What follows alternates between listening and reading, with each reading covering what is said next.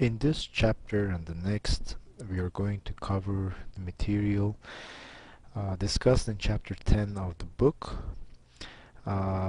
which concerns energy.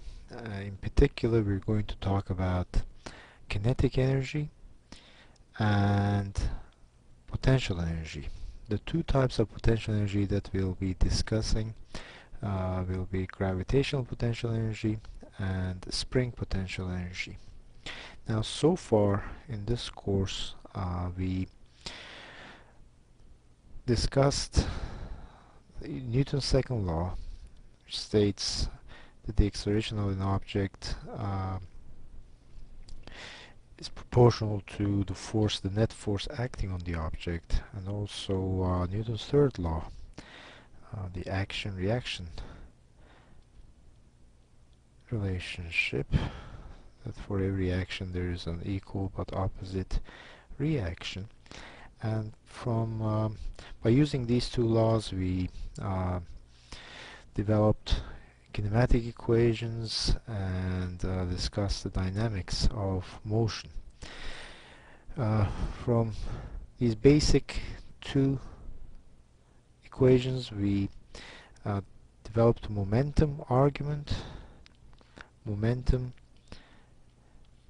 which is defined by the product of mass and velocity, and we showed that in the absence of any external force, then the momentum of an object is conserved, or change in momentum is zero, and if there is external force, then that leads to impulse, which is equal to change in momentum, which we defined as the integral of the force acting on the object over the period that the force acts on the object.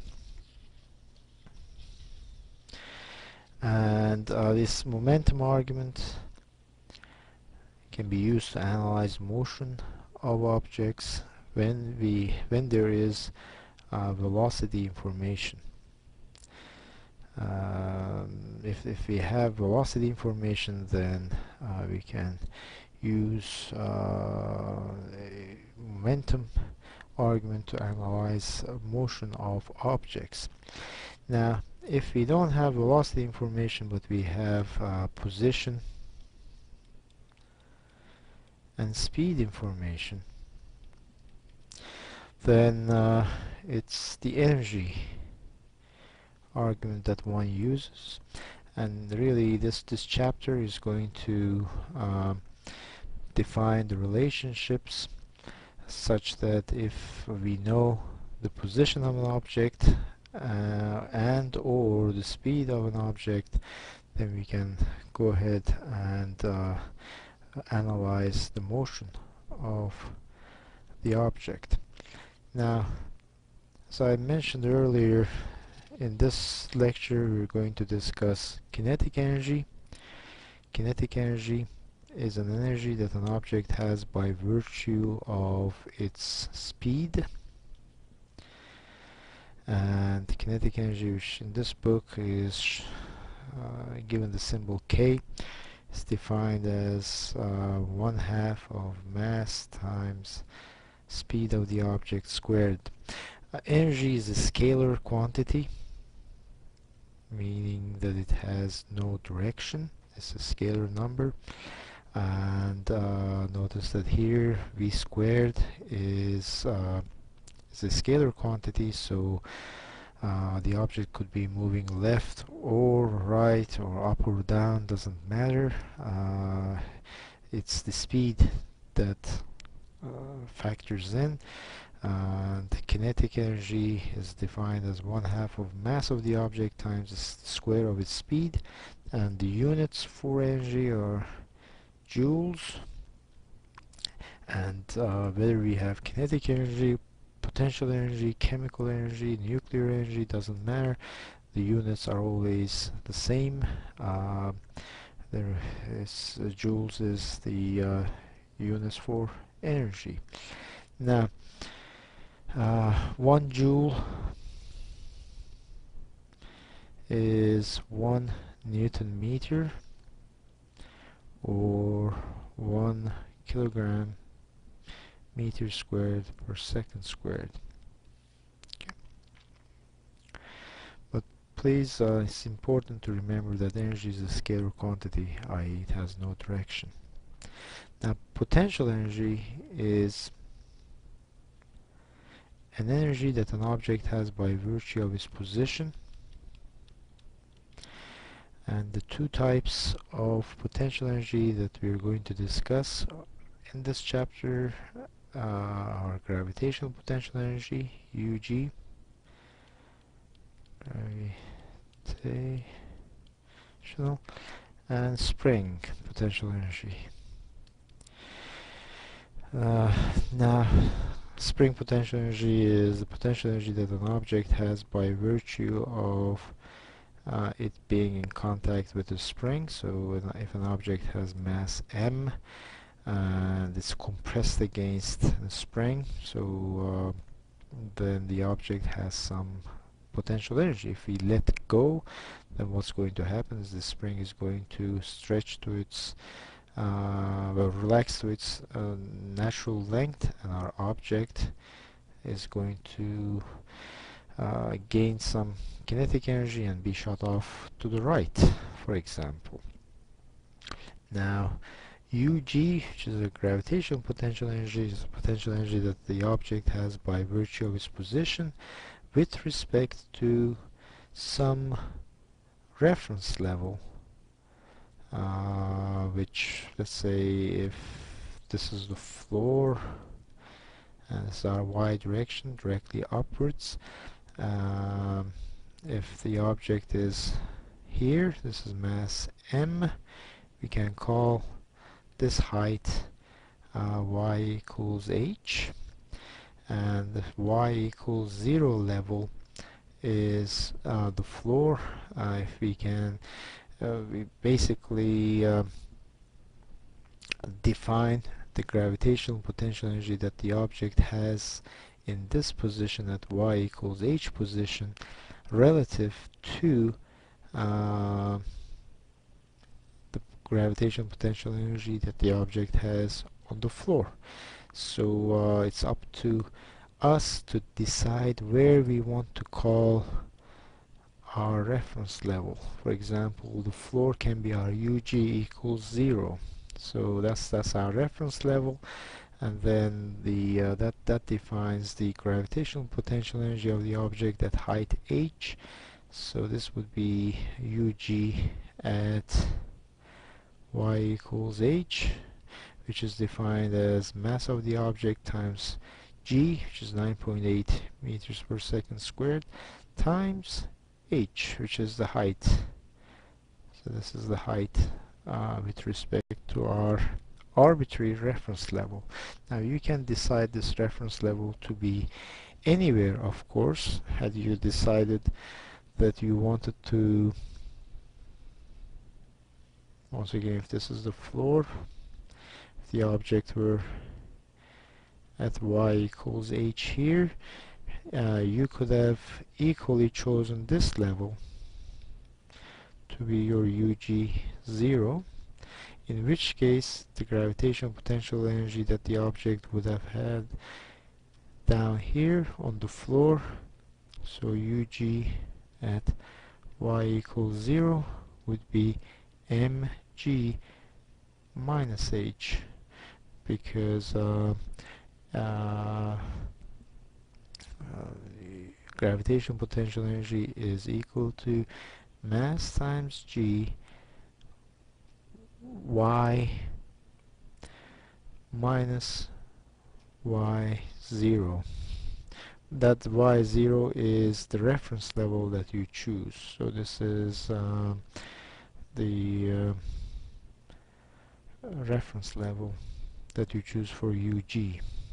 So that's the UG reference level. So if you choose your UG reference level to be h, your y when the object is on the floor is 0, you end up with 0 minus h, which gives the gravitational potential level on the floor as mg minus h, which is what I wrote here. So in any problem that involves gravitational potential energy, it's your job to choose a reference level, a suitable reference level for gravitational potential energy. By reference level, I mean where gravitational potential energy is set to 0. You can choose that level to be anywhere. However, it behooves you to choose it at either the initial position of the object or the final position of the object, or the position of the object that you have some information about, either speed or height, or you have some information about the object. Now, in any system,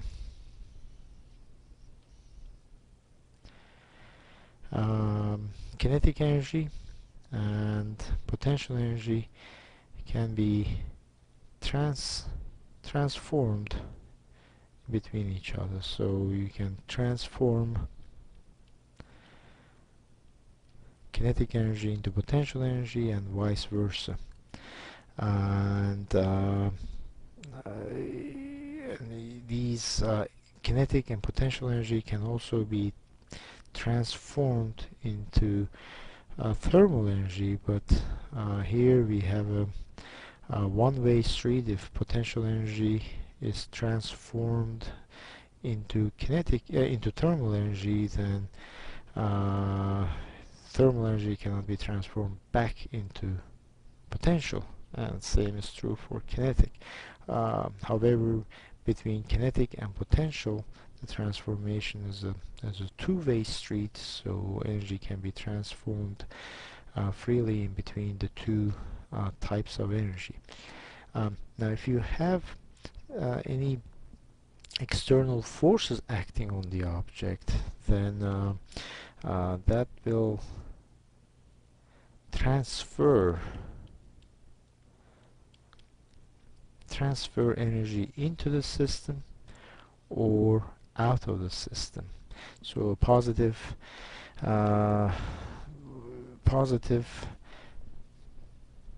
work done on a system transfers energy into the system. So this is into, and this is transfer out of the system.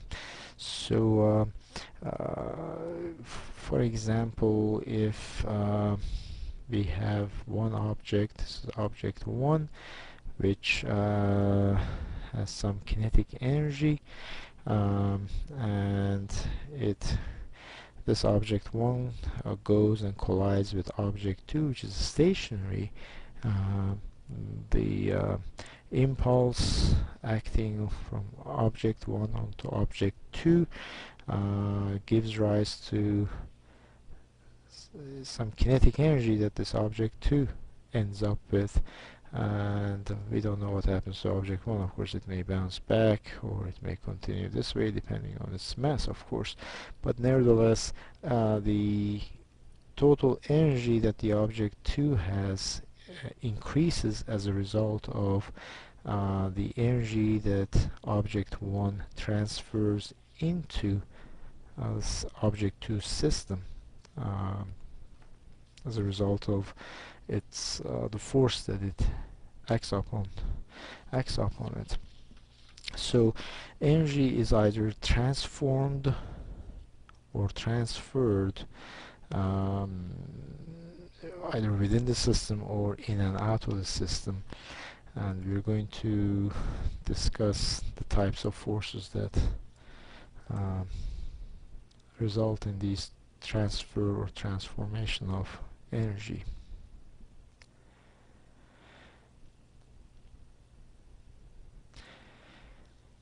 Now let me consider a case of an object, let's say falling, an object which has some mass, and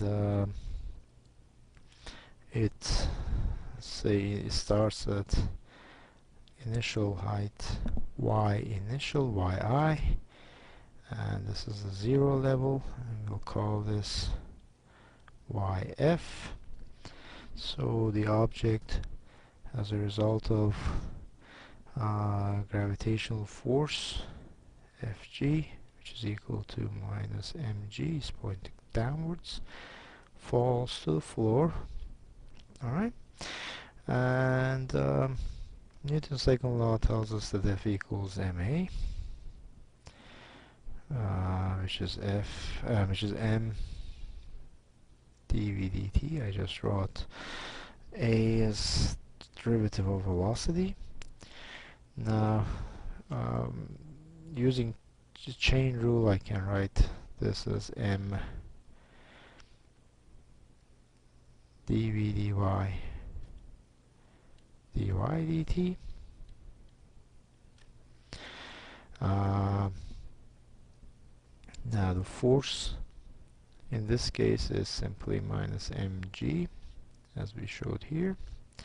So that's the force, and so we have minus mg is equal to m. Now dy dt is velocity v, and we have dv dy. The reason I'm doing all this is to use Newton's second law to come up with an integrable form for this relationship F equals ma. So I have minus mg dy is equal to m velocity dv. Now taking the integral in between initial and final values, we end up with minus mg y final minus y initial, that's a simple integral, is equal to 1/2 of mass times velocity final squared minus velocity initial squared.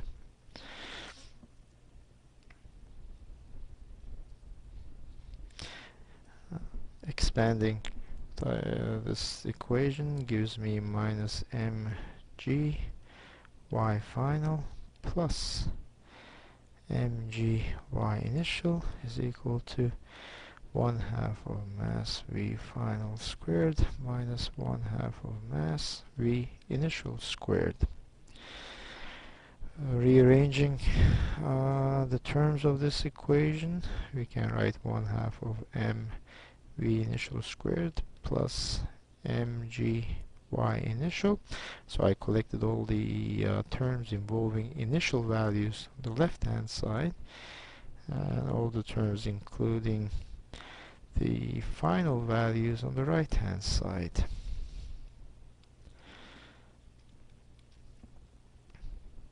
Now, if you recall, we had defined 1/2 of mv squared as kinetic energy of the object. This is initial kinetic energy of the object.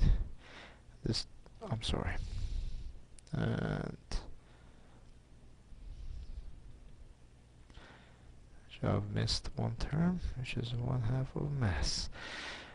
And this here is the final kinetic energy of the object. Similarly, this here is the initial gravitational potential energy of the object, and this term is the final gravitational energy of the object. So we see that the sum of the initial kinetic energy and the initial gravitational energy is equal to the sum of the final kinetic energy plus final gravitational potential energy, provided friction type forces are non-existent in the example that we considered here. We said friction, we assume friction to be 0, so there is no air resistance basically. That's why the only force acting on the object was one due to the gravitational force. So in the absence of friction type forces, then the sum of the kinetic and potential energy energies that an object has remains constant.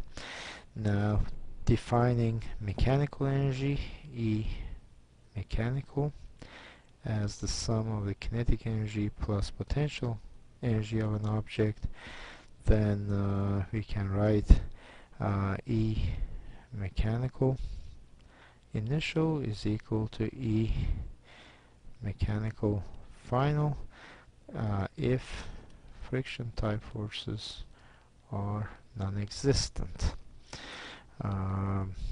or change in E mechanical is 0 if friction type forces are non-existent.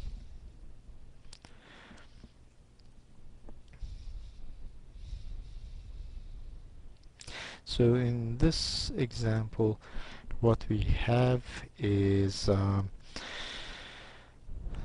object, which has some initial gravitational potential energy and an initial kinetic energy. By the way, if the object is dropped, then initial kinetic energy is 0 because it has no speed to start with. Now it has some kinetic energy, some gravitational potential energy, which is equal to mg y initial minus a reference level that we need to choose. So if we were to choose this level here to be our UG0, then of course this would be minus 0. And at the bottom here, the UG final is 0 because that's where we chose our reference level to be, and it has some final kinetic energy, which is equal to 1/2 of its mass times the speed squared. So you see that the transformation that takes place is the gravitational potential energy being transformed into kinetic energy, going from the initial position to the final position. Now,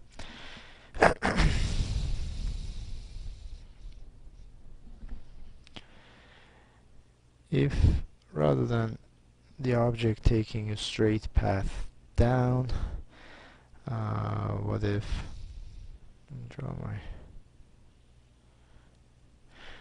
the object,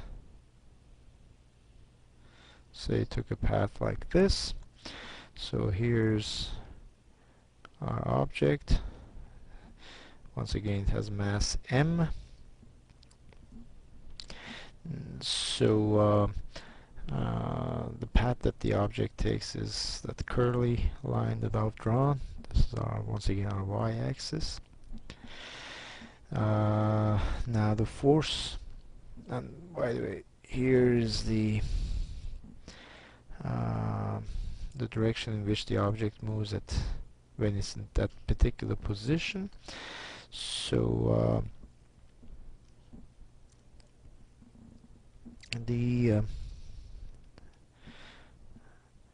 if this angle here is theta, then the vertical displacement that the object undergoes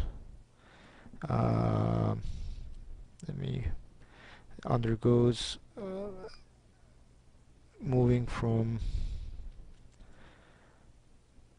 here to there. The vertical displacement is of course dy, or minus dy in this case, and the displacement along its motion is ds.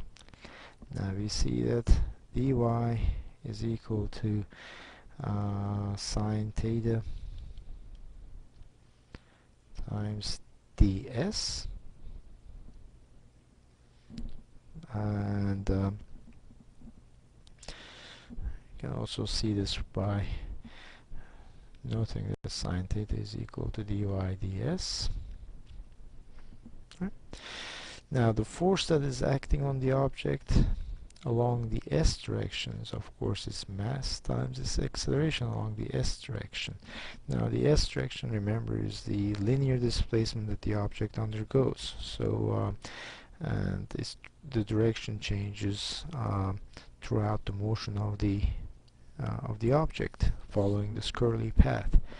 Now once again, using the same trick as we did before, we can write this as the m dvs dt, where vs is this velocity vector at any time, at any particular time, and that's equal to, using the chain rule, dvs ds dt, where ds dt is once again vs. We have m dvs ds.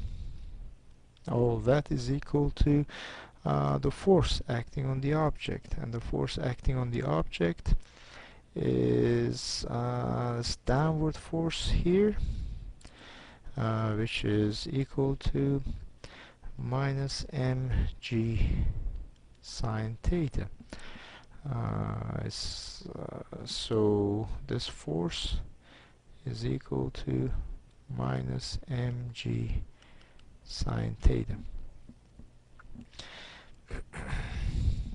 Now, so bringing the once again writing this in an integrable form, we end up with minus mg sine theta ds is equal to m vs dvs. But note that from up here, sine theta ds is simply dy, so we end up with minus mg dy is equal to m vs dvs. So we have so we end up with the integral between y initial and y final is equal to integral of mvs dvs between v initial and v final, which is equal to minus mg y final minus y initial is equal to 1/2 of mass times velocity final squared minus velocity initial squared, which is of the same form that we had in the case of the object m simply free falling to the floor. So whether the object m free falls or it follows this curly path, in both cases we have the kinetic energy initial plus gravitational potential energy initial being equal to kinetic energy final plus gravitational potential energy final, provided friction type forces are non-existent. Once again, here we assume friction is 0, and we assume that since we argued that the only force acting on the object was one due to the component of gravity. Actually, what I've made a mistake in drawing the direction of this force. Force is of course along here.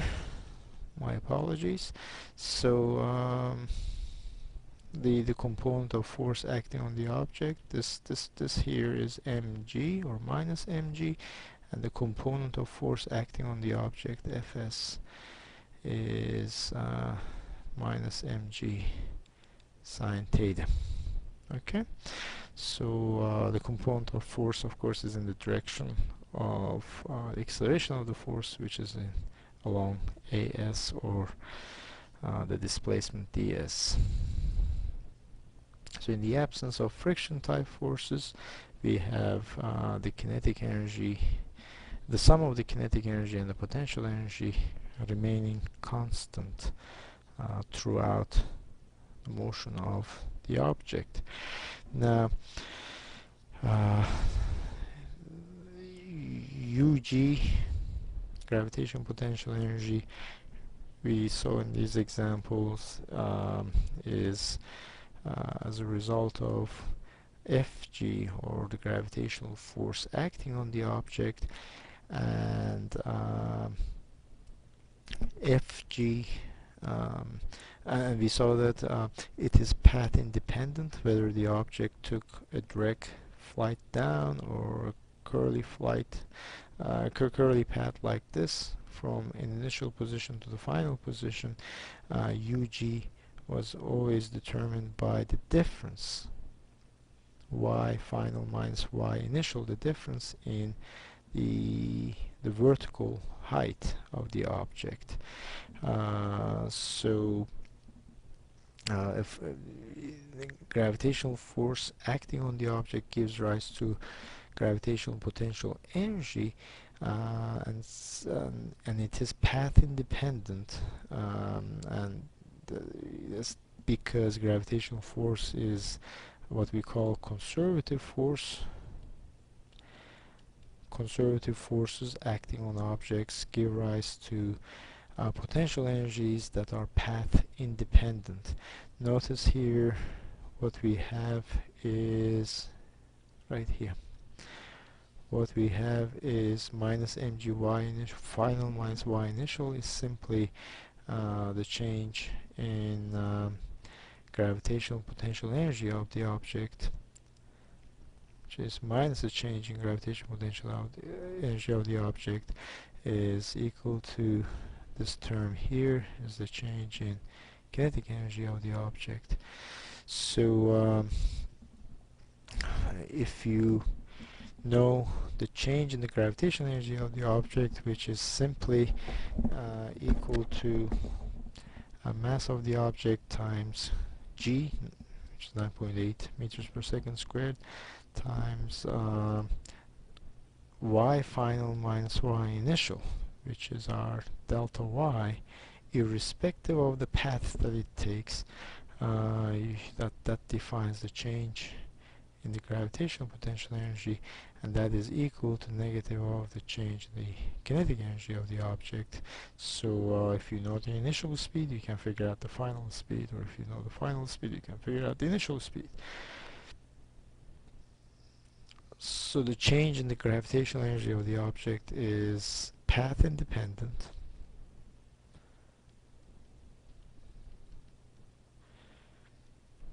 and the only thing you need to worry about is the change in the elevation of the object with respect to its initial, well, the change in the elevation of the object, that's all. So a simple example is if you have an object rolling down a slope. There's our slope. Let's give it angle theta. Here's the object M. As it slides down on a frictionless slope, it starts with speed of 0, which means its kinetic energy initial is 0. And down here, the final, so this final position, of course, it has some kinetic energy, which is 1/2 mv final squared. And its initial position, initial gravitational potential energy is given by mg. Now this h is with respect to some reference level. So the first thing you need to do is decide on your 0 reference level for gravitational potential energy. In this case, I choose it to be the floor here, so this is my ug0. So h is simply this height there, and of course ug final, this case, becomes 0. So we see that since friction is 0, then we have the change in gravitational potential energy is equal to negative of the change in kinetic energy from up here. The change in gravitational potential energy is final potential energy, which is 0, minus initial potential energy, which is mgh, is equal to negative of final kinetic energy, which is 1/2 of mv final squared, minus initial kinetic energy, which is 0. Rewriting this, we end up with 1/2 of V final squared is equal to mgh. Mass cancels out conveniently, and we end up with a simple expression of final velocity, final speed rather, being equal to 2gh square root of 2gh meters per second. So that's the final speed that the object has at the bottom of the ramp. So we notice that we did not use any kinematic equations to solve this. We could have used kinematic equations as well, but this is, once again, since we had position and speed information for initial and final values, the energy argument is a more straightforward route to take to solve the problem. Now, once again, notice that the fact that the object went down a straight slope, or if it had gone down a curved slope like this, would not have made any difference so long as friction is zero in either case. Then the final speed depends on the change in the vertical height h. It's the the elevation of the object, the change in the elevation of the object that matters, not the path that it takes, so long as friction is zero, of course. In the next chapter we'll consider cases where friction is not zero, and it will of course make a difference. So a quick question for you: if we have an object that follows a path like this, where it starts up here as mass m, so it starts at height h above some reference level, gravitation reference level of 0, let's say. If this angle here is theta 1 and this angle here is theta 2,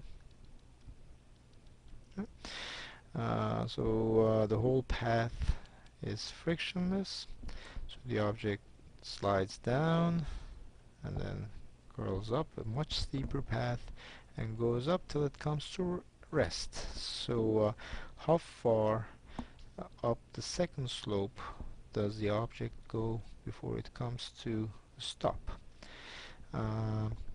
So to solve a problem like this, we consider the initial position of the object and the final position of the object. Now, since friction is zero, we argue that the change actually, let's write it differently. Since friction is zero, we argue that the kinetic energy initial plus gravitational potential energy initial must equal kinetic energy final plus gravitational potential energy final. Now, the object starts at rest, which means initial kinetic energy is 0, and the object comes to stop at the end of the second ramp, which makes final kinetic energy equal to 0, i.e. initial gravitational potential energy must equal final gravitational potential energy. So we have mgh must equal mg, let's call this h1, right? h2. So this is h2. In other words, h1 is equal to h2. So doesn't matter how steep of a slope we have, the object that starts height h1 above ground ends up at the same elevation above ground, the top of the second ramp. It's a simple example to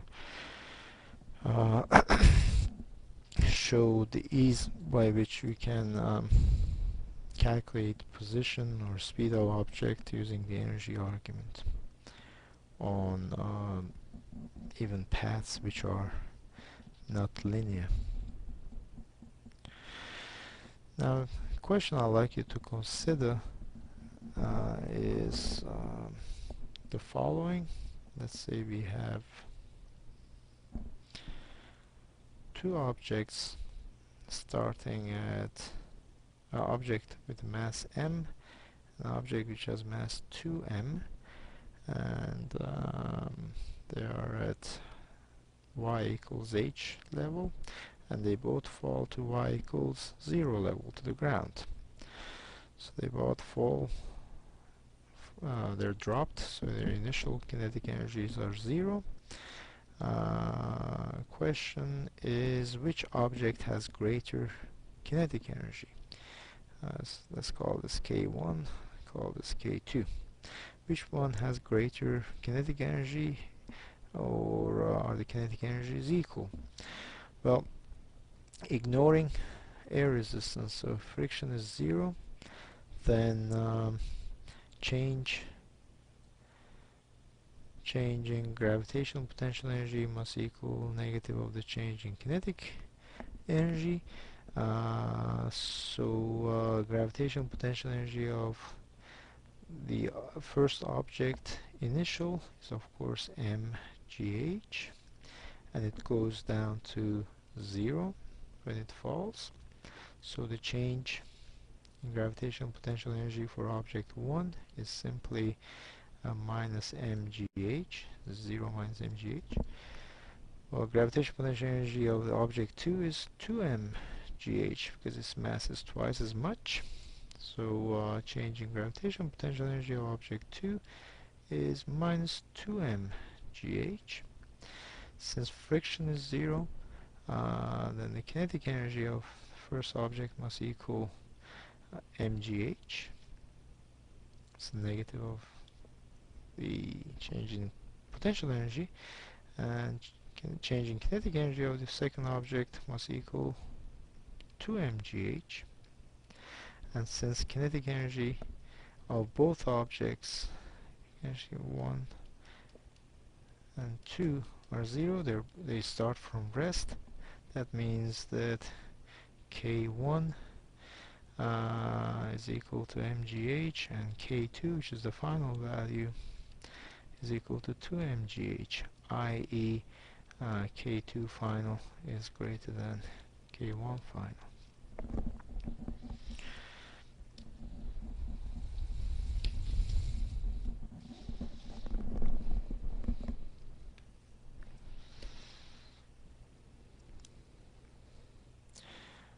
Let's do one numeric example.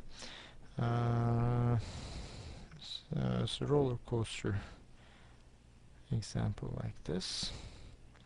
So let's say our roller coaster is our y-axis. The car starts here. It has some mass m.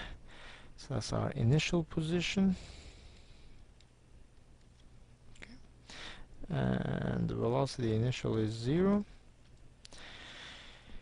and it is at some 30 meters above ground. What if we are interested in finding the speed of the car when the car is 10 meters above the ground? So we're interested in finding Vf here, V final, and we assume that it's a frictionless ride. It's a nice smooth frictionless ride. Well, velocity initial being 0 implies that kinetic energy initial is 0. Since friction is 0, we argue that kinetic energy initial plus gravitational energy initial must equal kinetic energy final plus gravitational potential energy final. Now, first thing you need to do is decide where you want to call your 0 level for gravitational potential energy, and let's call this level this time our 0 level. Alright? So, which means that UG initial is 0. We already said that K initial is 0. So we end up with 0 being equal to kinetic energy final, which is 1/2 of mass times velocity final squared, plus, now, what is UG final? UG final is mass of the object times G times final position minus initial position. Final position is 10 meters.